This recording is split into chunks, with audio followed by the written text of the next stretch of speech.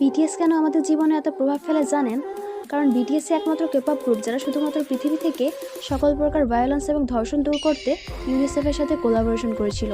হ্যাঁ, বিটিএসই একমাত্র K pop group যার লিডার ইউনিসেফের বক্তব্যে বলেছিলেন তিনি ছোট থেকে স্বপ্ন দেখতেন সুপারহিরো হয়ে মানুষকে ধর্ষণ থেকে রক্ষা এবং ভায়োলেন্স রুখে দেওয়ার। হ্যাঁ, বিটিএসই একমাত্র কেপপ গ্রুপ যেটি সাধারণ মানুষের স্বার্থে কাজ করেছে। যাদেরকে বাংলাদেশের ছেলেরা হিজড়া বলে সম্বোধন করে, সেই হিজড়াগুলো আমার মা বোনদের জন্য দিনের পর দিন লড়ে যাচ্ছে।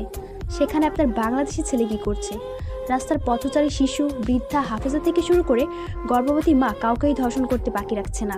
আর অন্যদিকে আমাদের বিটিএস লিডার কিম নামজুন পৃথিবী থেকে ধর্ষণ নামক শব্দটাকেই মুছে দেওয়ার জন্য নিজের সর্বোচ্চ চেষ্টা চালিয়ে যাচ্ছেন।